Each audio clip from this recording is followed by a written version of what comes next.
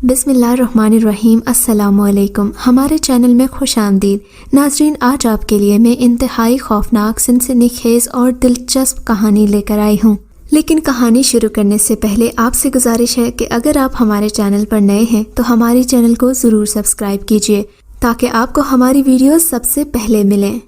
یہ سردیوں کے دن تھے۔ ہم جس گھر میں رہتے تھے وہاں پر پہلے ہی دھوپ نہیں ہوتی تھی، پھر سردیوں میں تو یہ ماحول اور بھی زیادہ عجیب لگنے لگتا تھا۔ دھوپ کی وجہ سے ہم لوگ اکثر پریشان رہتے تھے۔ ہمارے لیے کپڑے خشک کرنا، باقی ہر کام اتنا مشکل ہو جاتا کہ اکثر ہمیں اوپر والوں کی مدد لینا پڑتی، مگر سخت سردی کے باوجود بھی اماں کی کوشش ہوتی کہ ہم اوپر کپڑے ڈالنے نہ جائیں۔ ایسا کرنے میں نہ جانے کیا حرج تھا۔ ہمیں یہاں رہتے ہوئے تقریباً 3 سال ہو گئے تھے۔ جب ہم یہاں آئے تھے تب میں اپنی پڑھائی میں مصروف تھی۔ اس کے بعد میری نوکری ہو گئی تو مجھ میں ذرا عقل شعور بڑھنے لگا تھا۔ اب تو نوکری کرتے ہوئے بھی مجھے 4تھا مہینہ تھا، میں ذرا پر اعتماد ہو گئی تھی۔ اماں جو بات کہتی وہ مجھے پہلے کی طرح پر اثر نہیں لگتی تھی۔ وہ مجھے کوشش تو کرتی کہ ساری بات سمجھا سکیں، لیکن میں چاہ کر بھی ان کی باتوں کو سمجھ نہیں پاتی تھی۔ لیکن ان سب میں سب سے چھوٹی اور سب سے زیادہ اکتانے والی بات تو یہ تھی کہ ہمیں کپڑے خشک کرنے کے لیے اماں گھر میں ہی کپڑے ڈالنے کا کہتی تھیں۔ بولتی کہ تم اوپر مت جانا، وہاں پر جو لوگ رہتے ہیں وہ صحیح نہیں ہیں۔ میں اماں کی بات پر یقین نہیں کرتی تھی۔ آپ کو کیسے پتا کہ وہ لوگ اچھے نہیں ہیں؟ میں پوچھتی۔ انہوں نے کبھی گھر کا دروازہ نہیں کھولا، بس اندر سے آوازیں آتی ہیں۔ میں نے کئی بار ان سے بات کرنے کی کوشش کی، مگر یہ لوگ بڑے ہی روکھے پھیکے ہیں۔ آج تک میں نے یہاں کسی انسان کو نہیں دیکھا۔ کبھی کبھی تو لگتا ہے جیسے کہ یہ گھر خالی ہے، لیکن ایسا کیسے ہو سکتا ہے؟ یہ اگر خالی بھی ہوتا تو مالک مکان اس گھر کو کرائے پر کیوں نہ دیتا؟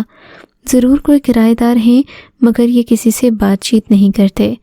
اماں کی بات پر میں ہمیشہ ہنسا کرتی۔ اماں، آپ تو کسی سے گھلتی ملتی ہے نہیں، میں جانتی ہوں۔ ایک بار دروازے پر ہلکی سی مریل سی دستک دے کر واپس آ جاتی ہوں گی۔ میں نے کہا، تو آ گئی بڑی افلاطون، اگر یقین نہیں تو خود جا کر دیکھ لینا۔ اماں نے کہا، ہاں کیوں نہیں، اب میں کپڑے سکھانے کے لیے اس کمرے کو گندا تھوڑی نہ کروں گی۔ ایک تو یہاں پر ہیٹر ہے، اوپر سے کپڑوں کو لٹکانے سے عجیب سیلن زدہ بدبو پیدا ہوتی ہے۔ میں نے اماں سے کہا تھا، ہاں ٹھیک ہے، اگر تم اوپر جا سکو تو 100 بار جاؤ۔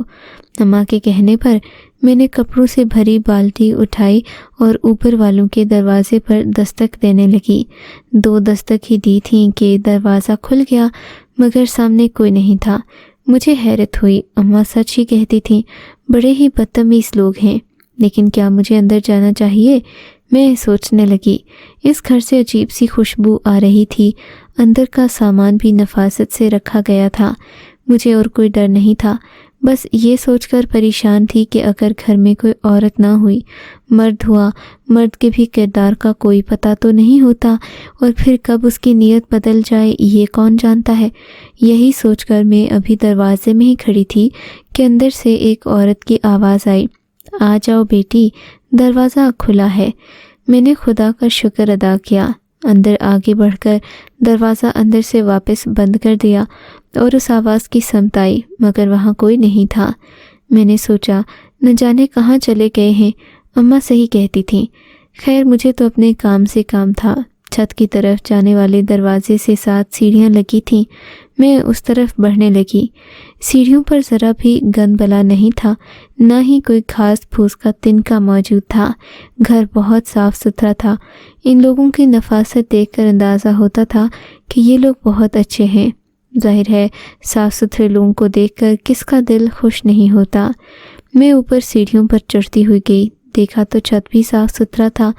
دروازہ کھولا تو چھت پر ہلکی ہلکی دھوپ تھی۔ یہ تقریباً شام 3-4 بجے کا وقت ہوگا۔ میں نے سارے کپڑے ایک ایک کر کے چھت پر ڈال دیے تھے۔ نیچے آنے لگی تو میری نظر چھت پر ہی رکھی ایک کرسی پر پڑی جو بے انتہا خوبصورت تھی۔ اس کرسی کو دیکھ کر لگتا جیسے اسے خاص آرڈر پر بنوایا گیا ہو۔ کرسی جیسے جہازی سائز کی تھی۔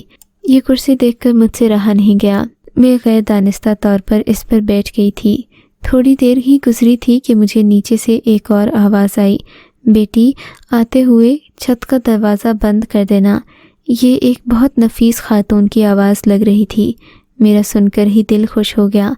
میں اس گھر میں اکیلی ہی تو رہتی تھی۔ اماں چھوٹی بہن آپس میں خاندان والوں کی چغلیاں کرتے رہتے تھے۔ مجھے یہ باتیں ہرگز پسند نہیں تھیں۔ میں اپنے کام سے کام رکھتی تھی، تبھی اماں سے اور چھوٹی بہن سے میری ایک نہ بنتی۔ میں ادھر ہی بیٹھی رہی، سوچا کہ بوڑھی عورت جو نیچے سے آوازیں دے رہی ہے شاید مجھ سے ملنے اوپر ہی آ جائے۔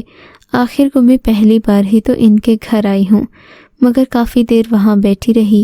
کوئی اوپر نہیں آیا تو بالٹی لے کر خود ہی نیچے چلی گئی۔ اب تو میرا بھی دل نہیں کر رہا تھا انہیں سلام دعا کرنے کا۔ جن لوگوں کو خود کسی سے بات کرنے کا شوق نہیں، ان سے بھلا میں کیا کہوں۔ ہے نیچے بالٹی لے کر گئی تو اماں مجھے باتیں سنانے لگیں۔ دیکھ لیا ان کا رویہ، انہوں نے تمہیں بیٹھنے کا بھی نہیں کہا۔ ہاں اماں، کہا تو تھا، لیکن میں کپڑے ڈال کر واپس آ گئی۔ میں نے بات چھپانے کی خاطر کہا تاکہ اگلی بار بھی ان لوگوں کے گھر جا سکوں۔ خیر شام کے وقت تو کپڑوں کو سوکھنے میں کافی وقت لگتا تھا۔ مجھے صبح کسی پارٹی میں جانا تھا۔ صبح 10 بجے کے قریب مجھے کپڑے چاہیے تھے۔ موسم تقریباً صاف تھا۔ مجھے امید تھی کہ رات بھر میں کپڑے خشک ہو جائیں گے۔ صبح جب 7-8 بجے میری آنکھ کھلی تو پہلا خیال مجھے کپڑوں کا ہی آیا تھا۔ اماں کہنے لگیں، باہر ہلکی ہلکی بارش ہونے کا امکان ہے، تم جلدی سے جا کر کپڑے لے آؤ، ایسا نہ ہو کہ گیلے ہو جائیں اور پھر تم مجھے کوستے پھرو۔ میں نے کہا ٹھیک ہے۔ میں اوپر کپڑے لینے کے لیے چلی گئی۔ دروازہ کھولا، اس بار بھی دروازہ خود ہی کھلا تھا۔ میں نے اس عورت کو دروازہ کھولتے نہیں دیکھا تھا۔ خیر مجھے ویسے بھی دیر ہو رہی تھی، اوپر سے بارش کا وقت ہو رہا تھا۔ میں نے جلدی سے ایک ایک کر کے کپڑے اتارے اور نیچے آ گئی۔ ادھر ادھر جھانک کر دیکھا مگر مجھے کوئی نظر نہیں آیا۔ بیرونی دروازے کے قریب پہنچی ہی تھی کہ پیچھے سے ایک آواز آئی، بیٹی بیٹھو، چائے وغیرہ پی لو۔ میں نے پیچھے مڑ کر دیکھا تو ایک انتہائی خوبصورت عورت کھڑی تھی۔ آج میں نے آپ کو پہلی بار دیکھا ہے۔ میں نے اپنے دل کی بات کہی تو وہ عورت مسکرانے لگی۔ اس کی بتیسی دیکھی تو میں حیران ہی رہ گئی۔ وہ بہت خوبصورت ہنس رہی تھی۔ اس کے دانت موتیوں جیسے سفید تھے۔ اس کے یہ دانت دیکھ کر مجھے اس عورت کی خوبصورتی پر رشک آنے لگا تھا۔ خیر میں نے اس بات کا اظہار نہیں کیا۔ میں ایک طرف بیٹھ گئی۔ وہ عورت میرے لیے کچن میں جا کر چائے وغیرہ بنانے لگی۔ اماں تو انہیں خامخواہ ہی برا سمجھتی ہیں۔ میں نے دل میں سوچا اور چائے کا انتظار کرنے لگی۔ تھوڑی دیر میں وہ چائے لے کر آ گئی۔ اس نے مجھے چائے پیش کی اور میرے ساتھ باتیں کرنے لگی۔ میں آپ کو جانتی نہیں ہوں، لیکن آپ مجھے بہت خوبصورت لگی ہیں۔ میں نے اس عورت کے حسن کی تعریف کی تو وہ ہنس پڑی۔ ہاں بس کچھ ایسا ہی سمجھو، میری عمر بہت زیادہ ہے مگر میرا حسن ابھی تک قائم ہے۔ اللہ مجھے ایسا ہی رکھے۔ میں نے بہت محنت کے بعد یہ مقام حاصل کیا ہے۔ وہ کیسے؟ میں نے دلچسپی سے پوچھا، کیونکہ مجھے حسین بننے کا خود بھی بہت شوق تھا۔ میرا رنگ مگر سانولا تھا۔ میں جب بھی خود کو شیشے میں دیکھتی مجھے عجیب سی مایوسی ہوتی۔ میرا دل یہی کہتا کہ ایک نہ ایک دن میں خوبصورت ضرور لگوں گی، بس اچھے کپڑے پہننے کی دیر ہے۔ مگر آج اس عورت نے جو بات کہی تھی اس میں مجھے اور بھی دلچسپی محسوس ہو رہی تھی۔ یقیناً وہ کوئی راز تو خوبصورتی کا جانتی ہی تھی، اسی لیے اس نے مجھ سے یہ بات کہی تھی۔ میں نے کہا آپ مجھے خوبصورتی کا گر بتا دیں، میں آپ کی ہر بات مانوں گی، آپ کی خدمت کروں گی، آپ جو کہیں گی وہی کروں گی۔ عورت میری بات سن کر مسکرا دی، میرے پاس آ کر بیٹھی اور بولی، بیٹی ایسی کوئی بات نہیں، لیکن خوبصورتی بھی باقی رتبوں کی طرح ایک محنت والا کام ہے۔ تم محنت کرو گی تبھی تمہاری خوبصورتی میں اضافہ ہوگا۔ میں کیسی محنت کروں؟ گھر کے کام تو میں سبھی کرتی ہوں، میرا وزن بھی نہیں بڑھا ہوا، پھر میں ایسا کیا کروں کہ میں آپ کی طرح سرخ و سفید ہو جاؤں؟ میری بات پر وہ مجھے رازداری سے بتانے لگی، دیکھو اسے تم کوئی جادو مت سمجھنا، مگر یہ ایک ایسا عمل ہے جسے کرنے کے بعد ضرور تم نہ صرف طاقتور ہو جاؤ گی بلکہ خوبصورت بھی لگو گی۔ جس شخص کے پاس روپے پیسہ ہو، اس کے پاس طاقت ہو، کوئی اسے خوبصورت لگنے سے اور لوگوں کے دلوں پر راج کرنے سے روک نہیں سکتا۔ بوڑھی عورت کی بات نے مجھے حیران کر دیا تھا۔ یہ وہ باتیں تھیں جو آج تک میں نے صرف مردوں کے منہ سے سنی تھیں، مگر اس عورت کی عقل دیکھ کر میں حیران رہ گئی۔ اب مجھے اور بھی زیادہ شوق پیدا ہوا۔ میں نے کہا آپ مجھے صرف یہ بتا دیں کہ آپ اتنی خوبصورت کیسے ہیں؟ کیا وہ راز کبھی میں بھی حاصل کر پاؤں گی؟ وہ عورت میرے سر پر ہاتھ رکھ کر بولی، دل میں ارادہ کر لو تو سبھی کچھ ممکن ہو جاتا ہے۔ یہ آیت کریمہ کا ایک ایسا عمل ہے جس سے نہ صرف تم خوبصورت ہو جاؤ گی بلکہ تم اور بھی بہت کچھ پالو گی۔ ٹھیک ہے، آپ مجھے سب کچھ بتائیں، میں ہر عمل کرنے کو تیار ہوں، میں نے پرجوش انداز میں کہا۔ تب اس نے میرا ہاتھ پکڑا اور بولی، اٹھو، میں تمہیں اپنے خاص کمرے میں لے چلوں۔ میں اس عورت کے پیچھے پیچھے اس کمرے تک آئی جہاں بہت ساری خوبصورت جلد والی کتابیں رکھی ہوئی تھیں۔ ایک طرف ایک کرسی اور میز تھا۔ یہ وہی سی کرسی تھی جیسی میں نے چھت پر دیکھی تھی۔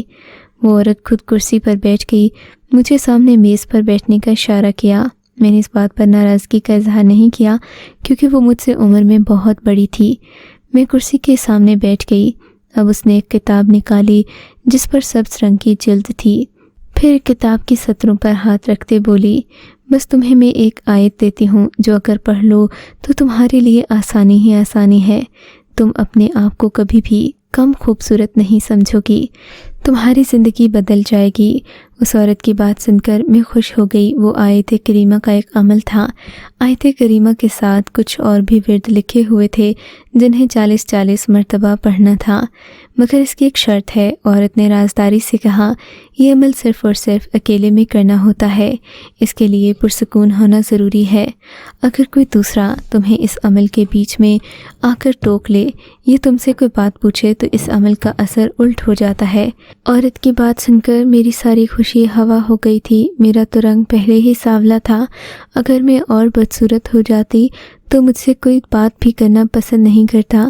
میں نے اس عمل کو کرنے سے انکار کر دیا۔ میں نے سوچ لیا کہ میں کبھی بھی اس عمل کے قریب نہیں بھٹکوں گی، کیونکہ میرے پاس تو گھر میں نہ ہی کوئی ایسی جگہ تھی، نہ ایسا موقع تھا جس میں بنا کسی مداخلت کے یہ عمل کر سکوں۔ میرے گھر میں میری ماں اور بہن رہتے تھے جو گھر میں ہر وقت شور کرتے۔ کبھی تو دوسروں کی غیبتوں میں وہ اس قدر آگے بڑھ جاتی کہ مجھے انہیں چپ کروانا پڑتا۔ وہ کبھی خود میں ہی آپس میں لڑنے لگتی، کبھی کسی اور کے بارے میں بات کرنے لگتی۔ یوں میرے لیے گھر میں رہنا، کام کرنا، پڑھنا وغیرہ بہت مشکل تھا۔ اوپر سے یہ عمل کر کے میں اپنی زندگی کو مزید عذاب میں نہیں ڈالنا چاہتی تھی۔ میں نے سوچ لیا کہ میں عمل یہ اسی وقت کروں گی جب کبھی مجھے کوئی خاموش جگہ ملے گی۔ اس وقت میں نے اس عورت سے اس عمل کا پتہ تو لے لیا، یہ عمل سیکھ بھی لیا تھا، لیکن میں اسے کرنا نہیں چاہتی تھی۔ میں نے عورت کا شکریہ ادا کیا اور واپس اندر اپنے کمرے میں آ گئی۔ اماں سے آج میں نے کوئی بات نہیں کی تھی، جبکہ وہ آج بھی اس عورت کی برائیاں کر رہی تھیں۔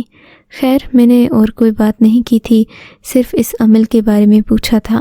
اماں کہنے لگی، یہ ایک مغرور عورت ہے، تم اس کے گھر جا کر اس کی خوشامد کرتی رہتی ہو، تمہیں نہیں پتا کہ یہ کتنی خباثت سے بھرپور سوچ رکھتی ہے۔ اس نے میرے بوڑھے باپ کو بھی گھر آنے سے منع کر دیا تھا۔ یہ کب کی بات ہے اماں؟ میں نے حیرت سے پوچھا۔ بس تمہارے نانا پچھلے سال یہاں آئے تھے، اوپر چھت پر جا کر بیٹھنا چاہتے تھے۔ اس عورت نے دروازہ نہیں کھولا۔ پھر مجھے کیسے کھول دیا؟ ضرور مجھ میں کوئی خاص بات ہے۔ میں نے ماحول کو مزاحیہ بنانے کے لیے کہا، ہاں تم میں ہی کوئی خاص بات ہوگی، تم پڑھی لکھی جو ہو، ہم تو ٹھہرے ان پڑھ۔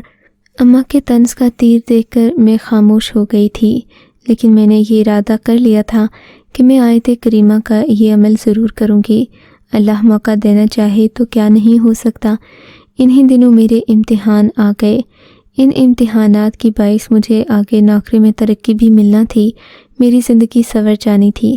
میں نے اماں کو اس بارے میں بتایا۔ میری ماں ٹھہری صدا کی لالچی کہنے لگیں کہ تم یہ انٹرویو ضرور دو، میں اس امتحان میں تمہاری مدد کروں گی، تمہیں گھر کا کوئی کام بھی نہیں کہوں گی، کم از کم تمہاری تنخواہ بڑھے گی تو ہمیں فائدہ ضرور ہوگا۔ اماں کی بات سے میں مطمئن ہو گئی۔ چلو کسی وجہ سے ہی صحیح وہ مان تو گئی تھیں، مگر اب میں گھر میں رہ کر اپنا وقت ضائع نہیں کرنا چاہتی تھی۔ میرے ذہن میں خیال آیا کہ کیوں نہ میں اوپر چھت پر چلی جاؤں، وہاں بھی تو آسانی سے پڑھائی کی جا سکتی ہے۔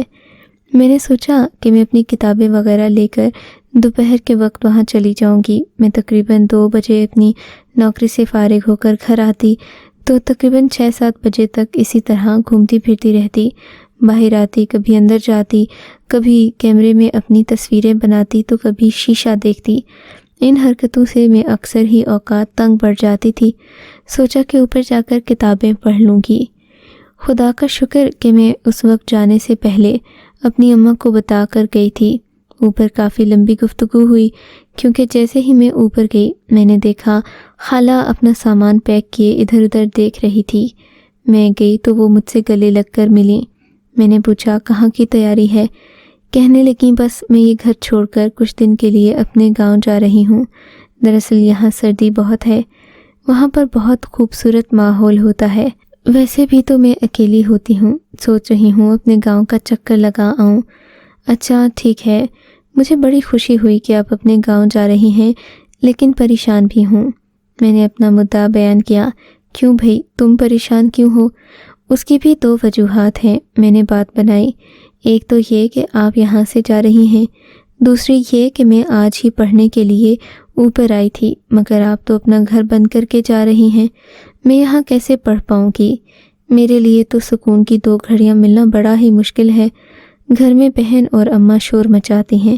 سوچا تھا آپ کے گھر کی چھت پر آ کر پڑھ لوں گی، وہاں بڑی آرام دار کرسی بھی تو ہے۔ میں نے افسوس کا اظہار کرتے ہوئے کہا۔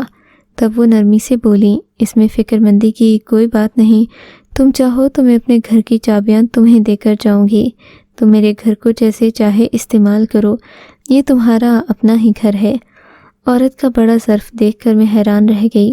نہیں، آپ مجھے اپنے گھر کی چابیاں کیوں کر دیں گی؟ آپ کی 100 قیمتی چیزیں ہوں گی، مجھے ایسے اچھا نہیں لگے گا۔ بس آپ جلدی آئیے گا، مجھے آپ کا انتظار رہے گا۔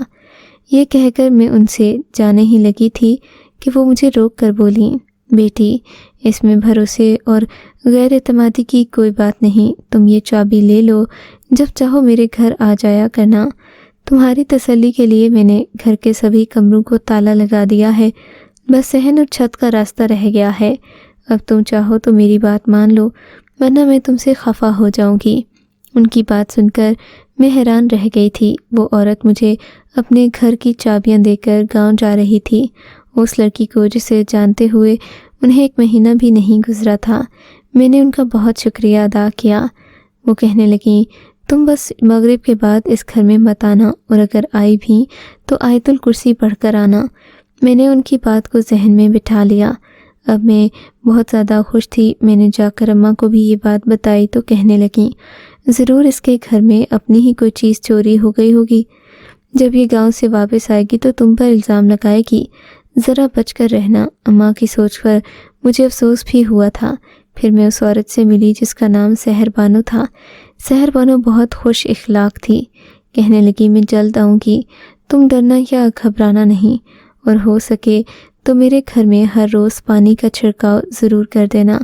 ان کی باتوں سے مجھے حوصلہ بھی ملا تھا، خوش بھی تھی کہ گھر میں جہاں چاہے بیٹھ سکوں گی۔ صحن میں بھی کافی ساری کرسیاں وغیرہ موجود تھیں، جبکہ اکثر اوقات میں یہاں پڑے رسالے اور کتابیں بھی دیکھتی تھی۔ میں نے بہت خوشی اس گھر جانے کا فیصلہ کیا۔ اماں کو بھی اعتراض نہیں تھا، کیونکہ گھر اسی میں ہی واقع تھا، اور پھر باقی تو اور کوئی ایسی چیز تھی نہیں جس سے ہم ڈرتے یا گھبراتے۔ بالآخر میں اوپر امتحان کی تیاری کے لیے کتابیں لے کر آ گئی تھی، بہت خوش تھی۔ اس گھر کا صاف ستھرا ماحول مجھے اچھا لگنے لگا تھا، یہاں بیٹھ کر پڑھتے ہوئے کوئی دقت نہیں ہوتی تھی۔ باہر الماری بھی موجود تھی، میں اپنا پانی کھانا وغیرہ اوپر ہی لے آتی۔ اب میرے لیے پڑھائی تو آسان ہو گئی تھی، مگر یہاں بیٹھ کر مجھے طرح طرح کے خیالات آتے۔ اکثر دل چاہتا کہ وہ ورد جو مجھے اس خالہ نے بتایا تھا کیوں نہ اسی گھر میں کر ڈالوں۔ روز روز یہ بات سوچتی رہی تو میرے ذہن پر حاوی ہو گئی۔ اب میرا دل باقاعدہ چاہنے لگا تھا کہ میں وہ عمل کر ہی ڈالوں، یہاں بہت سکون ہوتا تھا، اماں اور بہن بھی تنگ کرنے نہ آتیں۔ میں نے اپنے دل میں ٹھان لیا۔ یوں شام کے وقت اپنے کمرے میں بیٹھ کر میں نے اس آیت کا ورد شروع کر لیا۔ آیت کریمہ کی ورد کے ساتھ 40 بار باقی بھی ورد اور وظیفے وغیرہ کرنا تھے۔ 40 بار کرنے کے بعد میں باقی ورد پڑھنے لگی تو مجھے نیند سی آنے لگی۔ کب میں غنودگی میں چلی گئی مجھے احساس نہیں ہوا۔ جب میری آنکھ کھلی تو مجھے اپنے ساتھ بیڈ پر کسی اور وجود کا بھی احساس ہوا۔ یہ محسوس کرتے ہی میں ہڑبڑا کر اٹھ بیٹھی۔ دیکھا تو ایک خوبصورت لڑکی میرے پاس ہی لیٹی ہوئی تھی۔ اسے دیکھ کر میں حیران ہو گئی۔ تم کون ہو؟ میں نے خوابیدہ سے لہجے میں پوچھا تھا۔ مجھے ابھی نیند آ رہی تھی۔ چلو میں تمہیں کہیں لے چلتی ہوں، تم بہت خوش ہوگی۔ میری بات کا جواب دیے بغیر اس نے مجھے ہاتھ پکڑ کر اٹھایا، پھر مجھے دوسرے کمرے میں لے گئی، مجھے اچھے کپڑے پہننے کو دیے اور بولی جلدی کرو، تم تیار ہو کر آ جاؤ، تمہیں میں شادی پر لے جانا چاہتی ہوں۔ میں اس لڑکی کی بات مانتے ہوئے کسی ٹرانس کی کیفیت میں سب کچھ کر رہی تھی، پھر کپڑے پہن کر باہر آئی۔ وہ بہت خوش لگ رہی تھی۔ یوں مجھے ہاتھ پکڑ کر سیڑھیوں سے اوپر لے گئی۔ میں کیا دیکھتی ہوں، شام کا وقت تھا، ہر طرف خیمے جیسی چھوٹی چھوٹی کرسیاں موجود تھیں، جن پر بیٹھتے تو ایسا لگتا جیسے انسان نرم روئی میں دھنستا ہی چلا جائے گا۔ میں بیٹھی تو سامنے موجود لڑکیاں خوشی سے ہنسنے لگیں۔ میں یہاں بیٹھی حیران پریشان تھی کہ آخر اس گھر میں اتنے سارے لوگ کہاں سے آئے۔ خیمے کے پاس موجود چھوٹی چھوٹی اور بھی کرسیاں تھیں جن پر بچے بیٹھے ہوئے تھے۔ یہ منظر بہت سحر زدہ کر دینے والا تھا۔ چراغ ہی چراغ روشن تھے، سب لوگ کھانا کھا رہے تھے، گانے گا رہے تھے، جبکہ ایک لڑکی جو بہت حسین لگ رہی تھی، اس نے سرخ رنگ کا جوڑا پہن رکھا تھا۔ یہ بیٹی کسی سوچ میں گم تھی۔ اس کے پاس ایک خوبصورت نوجوان بھی بیٹھا تھا جو بے پناہ حسین لگ رہا تھا۔ اسے دیکھ کر مجھے لگا جیسے یہ اسی لڑکی کا شوہر ہو۔ پھر وہی ہوا جو میں نے سوچا تھا، لڑکے اور لڑکی کو دلہا دلہن کی طرح عزت دی جانے لگی۔ یہ منظر بہت خوش کر دینے والے تھے۔ تھوڑی دیر بعد دلہن کے ہاتھ میں ایک تھیلی تھمائی گئی جس میں سنہری رنگ کی مٹی سی تھی۔ ایک لڑکی جس نے مجھے نیچے سے اٹھا کر کپڑے پہنا کر یہاں لایا تھا، وہ میری طرف دیکھنے لگی۔ دیکھتے ہی دیکھتے وہ مٹی گرد بن کر میرے چہرے پر پڑنے لگی۔ مجھے کچھ درد سا ہوا، چہرے پر جلن محسوس ہوئی، مگر وہ پھر ٹھنڈک میں تبدیل ہوتی گئی۔ پھر یہ احساس ختم ہو گیا۔ نہ جانے کیا ہوا، جب میری آنکھ کھلی تو میں اپنے ہی کمرے میں موجود تھی، یعنی کہ اسی گھر کا نیچے والا کمرہ جہاں میں سوئی تھی۔ آنکھ کھلی تو حیران رہ گئی۔ میرے چہرے پر عجیب ٹھنڈک کا احساس تھا، ہاتھ بھی نرم نرم سے محسوس ہو رہے تھے۔ میری نظر اپنے ہاتھوں پر پڑی تو حیران رہ گئی۔ میرے ہاتھوں کا رنگ گورا ہو چکا تھا۔ میں نے جلدی سے خود کو دیکھا، یقین نہیں آیا۔ گھر میں شیشہ موجود نہ تھا۔ میں نے اپنی کتابیں سمیٹیں، دروازہ بند کیا اور نیچے کی طرف دوڑ لگا دی۔ وہاں جا کر دیکھا تو میں بہت خوبصورت لگ رہی تھی۔ شیشے میں نظر پڑتے ہی میری حیرت کی انتہا نہ رہی۔ میرا رنگ بہت گورا اور خوبصورت تھا۔ مجھے اپنے آپ پر یقین نہیں آ رہا تھا کہ میں یہ وہی لڑکی ہوں جو آج سے کچھ دن پہلے اپنی صورت پر بالکل بھی رشک نہ کرتی تھی، بلکہ ہر وقت اداسی اور تنہائی کا شکار رہتی۔ مگر آج تو جیسے کوئی خواب سچ ہو گیا تھا۔ اماں نے مجھ سے یہ بات پوچھی کہ تمہیں اچانک کیا ہوا، کہیں تم نے کوئی دوا استعمال تو نہیں کی؟ میں نے کہا کہ ایسا کچھ نہیں ہے، یہ سب اللہ کی دین ہے۔ سب لوگوں نے اس فرق کو بہت زیادہ محسوس بھی کیا اور مجھ سے پوچھا بھی کہ تم نے ایسا کیا کیا کہ تم کچھ ہی دنوں میں اتنی حسین ہو گئی۔ اب میں انہیں کیا بتاتی کہ میرے ساتھ جو واقعہ ہوا ہے اسے بیان کرنا کوئی آسان بات نہیں۔ دن گزرنے لگے، آہستہ آہستہ سب یہ بات بھول گئے تھے۔ میرے بھی امتحانات ہو گئے، میں کامیابی سے پاس ہو گئی۔ میرے لیے اب اس عورت کا انتظار کرنا ہی سب سے بڑا روگ بن گیا تھا، کیونکہ کافی دن ہو گئے تھے وہ یہاں نہیں آئی تھیں۔ ان کا انتظار کرتے کرتے میں تھک گئی تھی۔ امتحان پاس ہونے کے نتیجے میں مجھے نیا گھر مل گیا۔ میں اپنے گھر والوں کو لے کر اس گھر میں منتقل ہو گئی۔ اب سب لوگ میری بہت عزت کرتے تھے۔ اس گھر میں آتے ہی میری زندگی بدل سی گئی تھی۔ میں یہاں رہ کر بہت خوش تھی۔ میری زندگی میں بس صرف ایک کمی تھی کہ میں اپنی محسنہ کو بھول گئی تھی، ان سے دوبارہ ملنا چاہتی تھی۔ ایک دن اپنے کمرے میں بیٹھی تھی، میرا دل چاہا کہ میں ابھی جا کر ان سے ملوں، مگر ایسا کرنا ممکن نہیں تھا۔ پھر بہت بے چین ہوئی تو اپنی گاڑی نکالی اور ان کے گھر کی طرف اپنی گاڑی کا رخ موڑ دیا۔ یہ ہمارا پرانا گھر تھا جہاں جاتے ہوئے مجھے کوئی ہچکچاہٹ محسوس نہیں ہوتی تھی۔ جیسے ہی میں اس گھر میں پہنچی، مجھے لگا جیسے پرانی یادیں یکدم سے تازہ ہو گئی ہوں۔ پھر ایک اداس خبر نے میرا استقبال کیا، وہ یہ کہ وہ عورت جسے میں اپنی محسنہ سمجھ رہی تھی وہ دراصل کوئی وجود تھا ہی نہیں۔ تیسرے کرایہ داروں سے پوچھنے پر معلوم ہوا کہ یہ گھر کافی عرصے سے بند ہے۔ یہاں پر ایک ہی بوڑھی عورت رہتی تھی جو برسوں پہلے فوت ہو گئی تھی۔ اس عورت کے جنازے میں البتہ عجیب و غریب لوگ آئے تھے جنہیں محلے میں سے کوئی نہ جانتا تھا۔ آج تک یہ عجیب و غریب جنازہ لوگوں میں مشہور ہے۔ لوگ یہ بھی جانتے ہیں کہ وہ عورت بہت نیک تھی، مگر کسی کو یہ نہیں پتا کہ عورت کے جنازے میں شرکت کرنے والے وہ عجیب و غریب لوگ کون تھے۔ میں حیران پریشان اس گھر سے واپس آ گئی، کیونکہ میں مزید کچھ سوچنا نہیں چاہتی تھی، کیونکہ میں جتنا جان چکی تھی وہ مجھے حیران کرنے کے لیے کافی تھا۔ اگر آپ کو یہ کہانی اچھی لگی ہے تو اس ویڈیو کو لائک کیجیے اور اس طرح کی مزید ویڈیوز دیکھنے کے لیے ہمارے چینل کو سبسکرائب کیجیے۔ اور ہاں، اگر آپ کی کسی دوست، رشتہ دار یا بہن کے ساتھ خدا نہ کرے ایسا کوئی واقعہ پیش آیا ہے تو ہمیں کامنٹ سیکشن میں اس کے بارے میں ضرور بتائیے۔